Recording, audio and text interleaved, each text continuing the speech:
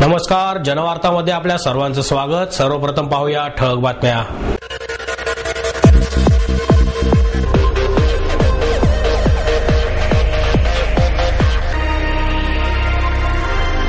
नैतिक मूल्यांनी संपन्न चारित्र्यवान युवा पिढी घडवण्याचे कार्य स्वामी नारायण सारख्या आध्यात्मिक संस्थांकडून होत आहे।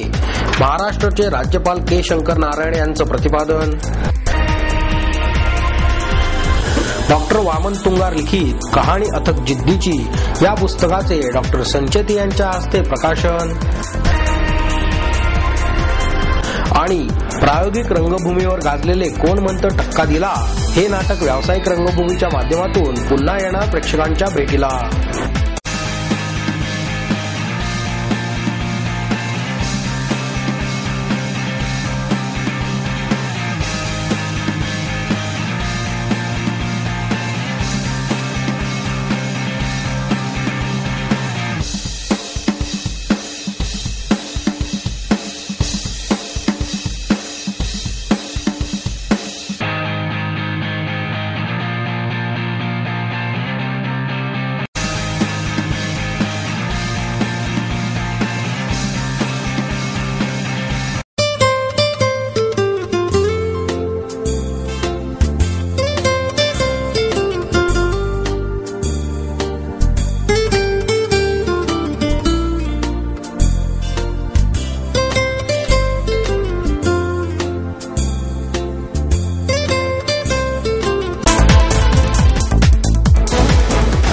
नैतिक मूल्यांनी संपन्न चारित्र्यवान युवा पिढी घडवण्याचे कार्य स्वामी नारायण सारख्या आध्यात्मिक संस्थांकडून घडत आहे, असे प्रतिपादन महाराष्ट्राचे राज्यपाल के शंकर नारायणन यांनी केले। विश्व शांती केंद्र आळंदी आणि माईर्स MIT यांच्या वतीने 2010 सालचा तत्वज्ञ संत श्री ज्ञानेश्वर जागतिक शांतता पुरस्कार अक्षर पुरुषोत्तम स्वामीनारायण संस्थान याला प्रदान करण्यात आला।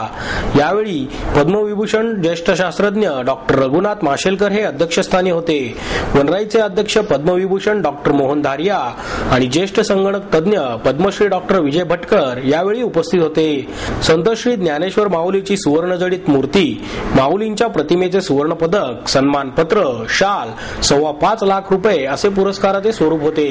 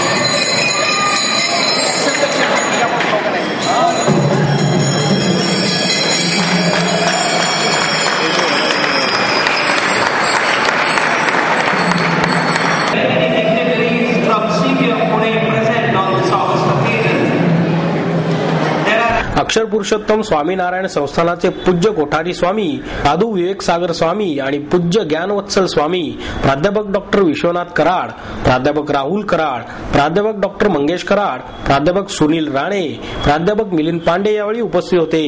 के शंकर नारायणन म्हणाले, आज सर्वसामान्य नागरिकांपासून सर्वच जण मानसिक शांतीच्या शोधात आहेत। मानसिक शांती पैसे देऊनही बाजारातून विकत घेता येत नाही, त्यासाठी मानसिकता बदलणे गरजेचे आहे। हिंदुस्थानात देशात अनेक वर्षांपासून स्थिर स्थावर झालेल्या आध्यात्मिक संस्थांनी मानवी मूल्यांची बीजे युवकांमध्ये रुजवली आहेत. स्वामीनारायण धार्मिक संस्थांना समृद्ध आणि जुनी परंपरा लाभली असल्याने या संस्थांकडून सर्वसामान्यांच्या अनेक अपेक्षा पूर्ण होत आहेत. हिंदुस्थान आर्थिक महासत्ता म्हणून उदयास येत आहे, परंतु सध्याच्या आर्थिक महासत्ता असलेल्या देशांना नैतिक पाठबळ नसल्याने ते अधोगतीच्या मार्गाला लागले आहेत. हिंदुस्थानात शाश्वत आणि चिरंतन अशी प्रगती करायची असून त्याद्वारे आर्थिक महासत्ता हे बिरुद मानाने सांभाळायचे आहे.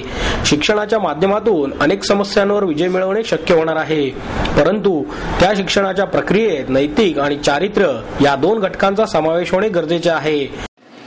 To see Pramukh Swami Maharaj, he has in fact honored me. The award carries the name of Saint Jnaneshwara, one of the greatest saints, philosopher, and the authority of the Bhagavad Gita produced by Maharashtra. Jnaneshwara is what he referred as Mother Modi. She was truly a mother of all saints. She was truly a mother of all saints. Jnaneshwara had a world vision. He dreamt of spiritual empowerment of the entire humanity. I bow my head in deep respect to the memory of Saint Jnaneshwara. By instituting the World Peace Prize in the name of Saint Jnaneshwara, the foundation has not only perpetuated the eternal memory of Saint Jnaneshwara, it has elevated the stature of the award. All the dignitaries, they spoke about peace now. In this world we want peace, we are not having that. Now, in the world we have 700 people. Doctor Raghunath Mashelkar म्हणाले, हिंदुस्थान हे मोठे लोकशाही राष्ट्र आहे. या लोकशाही प्रक्रियेमुळेच आपली प्रगती वेगाने होत आहे, परंतु आपणास केवळ समृद्ध हिंदुस्थान अपेक्षित नसून संतुलित हिंदुस्थान देखील अपेक्षित आहे. समृद्ध, सुखी, सर्वसुखी आणि संतुलित हिंदुस्थान निर्माण होणे ही काळाची गरज आहे. विवेक सागर महाराज म्हणाले, ज्ञानेश्वर माऊलींच्या नावाने मिळालेला हा पुरस्कार आमच्या संस्थांच्या आणि प्रमुख स्वामीजींच्या दृष्टीने ऐतिहासिक घटना आहे. त्यामुळे या पुरस्काराचे आमच्या जीवनामध्ये वेगळे महत्व आहे. बम्बई से उस समय में वो गुजरात में आए और भगवान स्वामीनारायण से मिले, और उस समय में भगवान स्वामीनारायण ने उनको एक शिक्षा पत्री दी जो स्वामीनारायण संप्रदाय का एक छोटा लेकिन प्रमुख ग्रंथ है, वो है शिक्षा पत्री. उन्होंने बताया कि दिस इज वन पीस बॉम्ब, ये शांति का बॉम्ब जैसा है, क्योंकि उनका जो पालन करेंगे किसी को दुख नहीं होगा. मुझे बताया उसमें शराब नहीं पीना, मांसाहार नहीं करना, चोरी नहीं करना, व्यभिचार नहीं करना, जुआ नहीं खेलना, आचार विचार रखना अच्छा. तो ये सब moral values code of conduct उसमें सब रखी गई है, और उनका जो पालन होगा तो विश्व में शांति आ ही जाएगी. तो इसलिए वो बहुत प्रभावित हुए और उन्होंने ये बात अपने रिकॉर्ड में भी लिखी. उसके ही नक्शे कदम आज BMTS संस्था प्रमुख स्वामी के मार्गदर्शन पर चल रही है. प्रमुख स्वामी सारे विश्व में यही संदेश लेकर घूमते हैं कि लोगों का जीवन परिवर्तन हो आध्यात्मिक के द्वारा, और उन्होंने एक कार्य करके बताया 2000 के साल में जब millennium world summit of religious end spiritual leaders America में हुई, और उस समय में जनरल असेंबली में प्रमुख स्वामी ने यही बात बताई थी कि जो धर्म गुरु है वो एक दूसरे को मिले तो द्वेष निकल जाएगा, और हर धर्म में कुछ न कुछ है अच्छी चीज, तो उसका धर्म मिटाकर अपना धर्म उस पर डाल लेना एक कोई अच्छी बात नहीं है, वो उन्होंने बताया था. यावेळी डॉक्टर मोहन धारिया आणि ज्ञानवत्सल स्वामी यांनीही आपले मनोगत व्यक्त केले. डॉक्टर विजय भटकर यांनी अक्षर पुरुषोत्तम स्वामीनारायण संस्थान या संस्थांचे प्रमुख स्वामीजी महाराज आणि संस्थांचा परिचय करून दिला. डॉक्टर वामन तुंगार लिखित कहाणी अथक जिद्दीची या पुस्तकाचे प्रकाशन डॉक्टर KH संचेती यांच्या हस्ते करण्यात आले। यावेळी अपंग कल्याण खात्याचे आयुक्त बाजीराव जाधव, अपंग उद्योग केंद्राचे VS गोरे, ज्येष्ठ पत्रकार श्याम भालेराव आदी उपस्थित होते। यावेळी बोलताना डॉक्टर संचेती म्हणाले, आयुष्यात नकारात्मक परिस्थितीला आव्हाने समजून दुर्दम्य इच्छाशक्ती आणि बुद्धीच्या जोरावर शारीरिक अपंगत्वावर देखील मात करता येते। आपल्या समाजात आज अनेक माणसे आहेत समाजात जी फक्त स्वतःचा विचार करतात आणि ज्यांच्या दुसऱ्यांना सहकार्य करण्याची भावना नसते, ती खऱ्या अर्थाने अपंग असतात। जिद्द आणि संस्काराची कास धरून डॉक्टर तुंगार यांनी अपंगत्वावर मात करीत अनेकांना स्वावलंबन आणि आत्मविश्वासाची शिकवण दिली। त्यांनी लिहिलेल्या पुस्तकातून सामान्य माणसाला देखील प्रेरणा मिळेल यात शंकाच नाही। बाजीराव जाधव म्हणाले, आपल्या समाजाचा आणि शासनाचा अपंगाकडे पाहण्याचा दृष्टिकोन अत्यंत चुकीचा आहे। शासनाच्या अपंगांसाठी असलेल्या अनेक योजना आणि कायद्यांची माहिती त्यांना नसते। त्यासाठी डॉक्टर तुंगार यांनी अथक परिश्रम घेतले आहेत। कल्याणी मानके यांनी सूत्रसंचालन केले तर डॉक्टर SV गोरे यांनी प्रास्ताविक केले।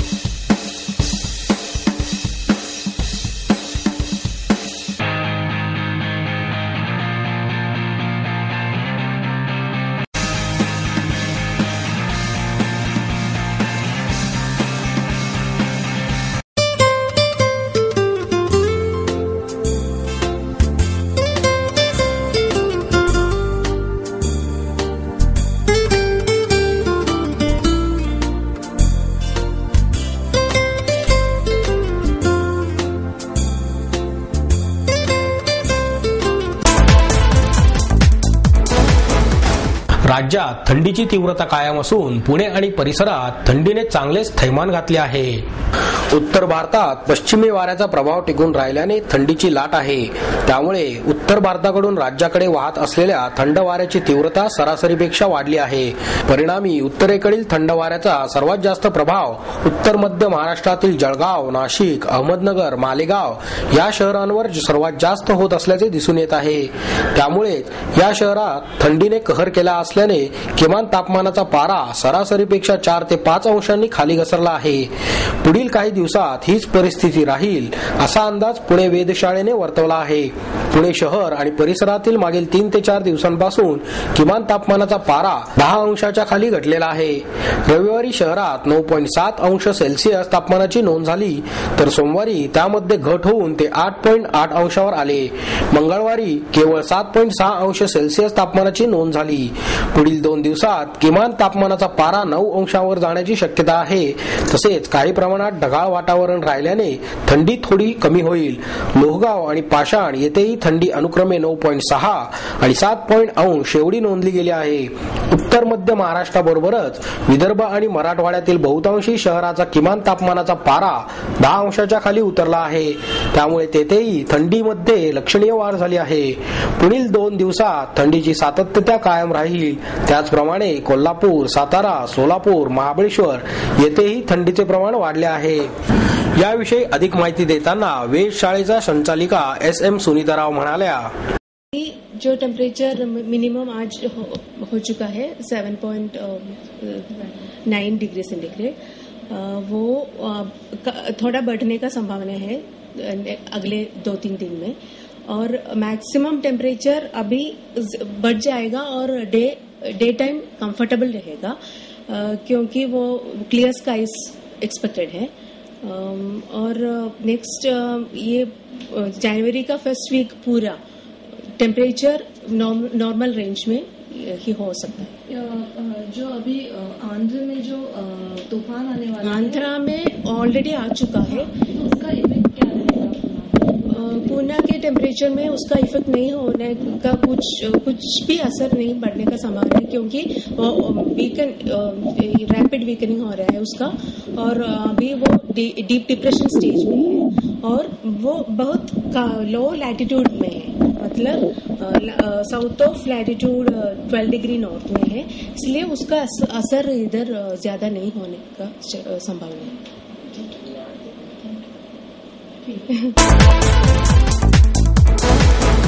प्रायोगिक रंगभूमीवर गाजलेले कोण म्हणतं टक्का दिला हे नाटक व्यावसायिक रंगभूमीच्या माध्यमातून पुन्हा एकदा प्रेक्षकांच्या भेटीला येत आहे.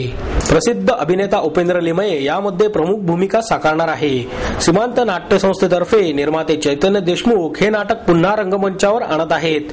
14 जानेवारी रोजी दुपारी 12:30 वाजता बालगंधर्व रंगमंदिर येथे नाटकाच्या नवीन नटसंचातील पहिला प्रयोग होणार आहे, अशी माहिती दिग्दर्शक अनिरुद्ध खुटवड यांनी पत्रकार परिषदेत दिली. अभिनेते उपेंद्र लिमये, निर्माते चैतन्य देशमुख यावेळी उपस्थित होते. ज्येष्ठ लेखक संजय पवार लिखित कोण म्हणतं टक्का दिला हे नाटक पहिल्यांदा 1990 मध्ये रंगभूमीवर आले. पुण्यासह मुंबई, नाशिक, कोल्हापूर, सांगली आणि नगर येथे या नाटकाचे 30 प्रयोग होणार आहेत. त्यानंतर मे महिन्यामध्ये हे नाटक बंद होणार आहे. उपेंद्र लिमये यांच्यासह अनिल दाते, संयोगिता भावे, विनिता पिंपळखरे, पद्मनाभ बीड यांच्या नाटकामध्ये प्रमुख भूमिका आहेत. नरेंद्र भिडे यांनी पार्श्वसंगीत दिले असून प्रसाद वालावलकर यांनी नेपथ्य तर प्रभाकर भावे यांनी रंगभूषेची बाजू सांभाळली आहे. म्हणजे मला असं म्हणायचं आहे की मी जेव्हा काम केलं तेव्हा मी 20 वर्षाचा होतो, जेव्हा ते कॅरेक्टर 25-30 वर्षाचं होतं. आता मी थोडासा त्याच्याही म्हणजे तेव्हा 5-10 वर्षांनी मी लहान होतो, आता 5-10 वर्षांनी मी मोठा आहे. फक्त म्हणजे मला असं नाही म्हणायचं की नाही तर काय मी आता जर असं म्हणालो तर मग तेव्हा मी ते खूपच त्यांनी कॅरी केलंय असं होईल. म्हणजे तेव्हा पण अनेक प्रॉब्लेम्स होते. आजही काही रेफरन्सच्या बाबतीत क्रॉस चेक करून बघत असतो. परफॉर्मर म्हणून एक जी मॅच्युरिटी अपेक्षित आहे ती कदाचित किंवा मी ड्युरिंग द रिहर्सल्स आणखीन त्या जागा ज्या माझ्या तेव्हा शोधायच्या राहिल्या असतील त्या शोधण्याचा ॲज अ परफॉर्मर प्रयत्न करेन. बिटवीन द लाईन्स हा त्यातला महत्वाचा मुद्दा आहे, कारण लाईन्स तर त्याच आहेत, लाईन्स त्याच राहणार आहेत. त्या तेव्हा करताना सुद्धा एक थिंकिंग प्रोसेस होती, काय इंटेन्शनने आपण काय म्हणतोय, त्यातले चढ उतार किंवा त्यातला सार्कॅझम असेल, त्यातली जेन्युनिटी असेल, त्यातला कुचकटपणा असेल, हा तेव्हा त्याच्यावर आम्ही भरपूर उहापोह झाला होता. बिंग अ परफॉर्मर आता आणखीन बिटवीन लाईन्स मला काही शोधता येईल का, हा कारण माझा एक ऍक्टर म्हणून एक हावरटपणा राहील आणि तो प्रत्येक ऍक्टरमध्ये असावा. नाही तसं आपण तेव्हा पण केलं आणि आता पण ते तसंच करूया असं होणार नाही. हा अत्यंत सूक्ष्म असा फरक असेल जो फक्त खूप त्याच्याशी संबंधित माणसं आहेत त्यांना तो जाणवेल. पण ऍक्टर म्हणून माझी ती एक थोडीशी भूक आहे जी मी डिरेक्टर बरोबर शेअर करून ड्युरिंग द रिहर्सल्स शोधण्याचा प्रयत्न करेन. किंवा आत्ता वाचताना सुद्धा कधी कधी अरे ही आपण त्या ह्याच्यात घेत होतो पण ही एक बेटर जागा आहे. तर जसं मी म्हणालो की लाईन्स मुळात शब्दप्रधान किंवा संवाद प्रधान किंवा कंटेंट प्रधान असलेल्या नाटकामध्ये त्याला तर मी काहीच धक्का लावू शकणार नाही. त्याचा संबंधच येत नाही की मुळात मोटिवेशनच ते आहे की